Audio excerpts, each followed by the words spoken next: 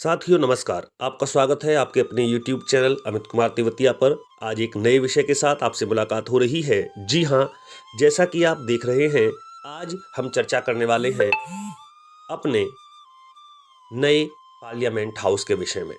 विशेष जानकारियां आपके लिए लेकर के आए हैं। साथियों, आपको बताते चलें कि लोकसभा अध्यक्ष ओम बिरला के आमंत्रण पर माननीय प्रधानमंत्री नरेंद्र मोदी जी 10 दिसंबर 2020 को शिलान्यास कर चुके हैं नए संसद भवन का। आखिर नए संसद भवन को बनाने की आवश्यकता क्यों पड़ी और यह पहले संसद भवन से कितना बड़ा है, कितना इसका कुल खर्चा होगा, यह सभी जानकारियां विस्तार से जानने के लिए आइए हम आगे बढ़ते हैं और देखते हैं पूर्ण वीडियो।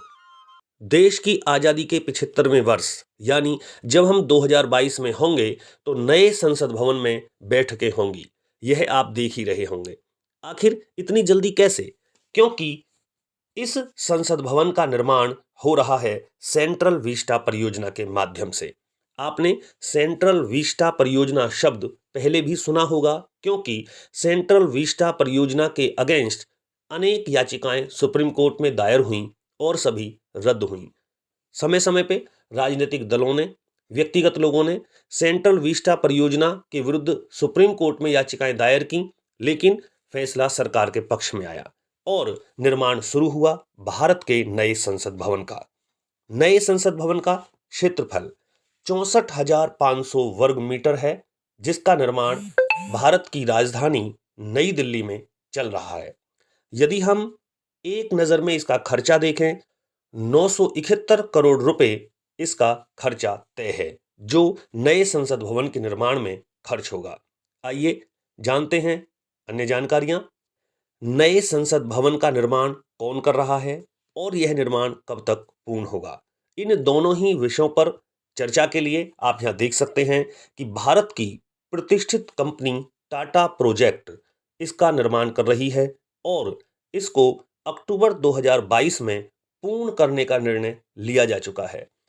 यदि हम शिलान्यास की बात करें तो चर्चा हो चुकी है कि माननीय नरेंद्र मोदी जी ने 10 दिसंबर 2020 को नए संसद भवन का शिलान्यास किया और अगले वर्ष 2022 तक नवंबर दिसंबर के शीत सत्र के आरंभ में ही यह बनकर के तैयार हो जाएगा।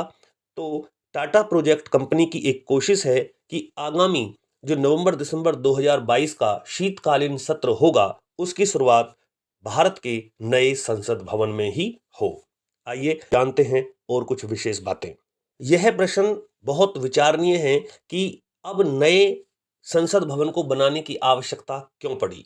तो यहां से इस प्रश्न का जवाब भी मिल जाएगा, क्योंकि 1952 में लोकसभा और राज्यसभा की सीटों का निर्धारण हुआ। यदि हम वर्तमान में बात करें तो लोकसभा में अधिकतम 552 और राज्यसभा में 250 सदस्यों की सीटें हैं, लेकिन 2026 तक इनको निश्चित कर दिया गया। 2026 के बाद इन सीटों की संख्या में वृद्धि होगी, तो इन लोगों के बैठने का इंतजाम भी पहले से होना चाहिए। इसी विचार को लेकर के नए संसद भवन के निर्माण की आवश्यकता पड़ी, क्योंकि आगामी समय में यदि हम बात करें तो लोकसभा की सीटें 888 होने वाली हैं। 888 सामान्य सीट के लिए लोकसभा कक्ष का निर्माण हो रहा है। वहीं राज्यसभा की सीटें 326 होंगी।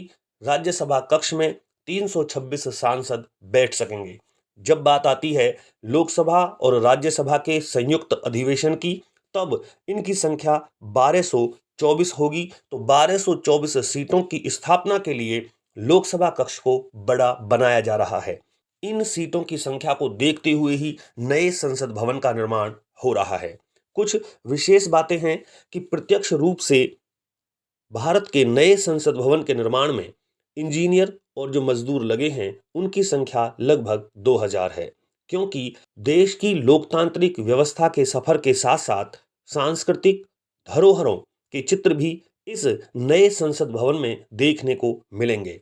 यदि हम बात करें आधुनिक भवन के निर्माण में, देश की विरासत और ऐतिहासिक विविधताओं का दर्शन होगा, इसीलिए इसमें शिल्पकार और कलाकारों की संख्या लगभग 200 है।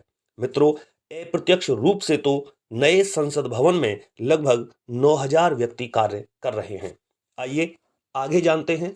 भारत का नया पार्लियामेंट हाउस यानी संसद भवन 3 मंजिल इमारत के रूप में होगा और प्रत्येक सांसद को 40 वर्ग मीटर का एक कार्यालय कक्ष दिया जाएगा और ये सभी कार्यालय कक्ष अंडरग्राउंड टनल के माध्यम से लोकसभा और राज्यसभा कक्ष से जुड़े होंगे, क्योंकि आतंकवादी घटनाओं को ध्यान में रखते हुए जैसे पहले भी भारतीय संसद आतंकवादी हमले का शिकार हो चुकी है, उसी से बचने के लिए अपने कार्यालय कक्ष से अंडरग्राउंड टनल के माध्यम से सीधे लोकसभा या राज्यसभा कक्ष में पहुंच पाएंगे। ये महत्वपूर्ण जानकारी रही भारत के न्यू पार्लियामेंट हाउस की। लेकिन एक नज़र आइए चर्चा करते हैं पुराने पार्लियामेंट हाउस पर।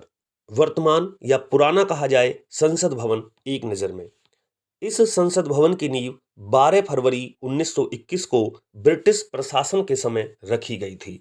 उस समय भारतीय सत्ता ब्रिटिश के हाथ में थी और उसको बनाने का खर्च लगभग उस समय 83 लाख रुपीस 83 लाख रुपए आया था।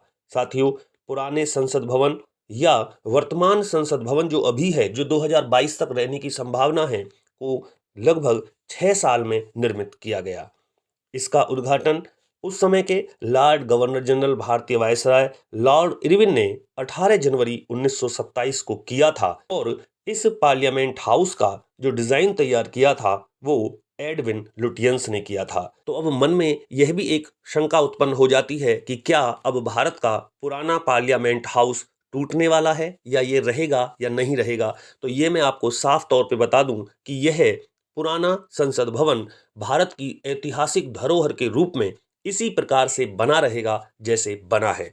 बस जो नया संसद भवन है उसका निर्माण श्रम शक्ति भवन को तोड़ करके उसके स्थान पर किया जा रहा है। यानी कि कहा जा सकता है कि भारत में आने वाले समय में दोनों संसद भवन रहेंगे, लेकिन कार्यवाही जो होगी नए संसद भवन से ही चलेगी। यह महत्वपूर्ण जानकारियां इस वीडियो में आपके लिए इतना ही। दीजिएगा अनुमति, चैनल को सब्सक्राइब जरूर करें, वीडियो अच्छी लगे तो शेयर करें। धन्यवाद।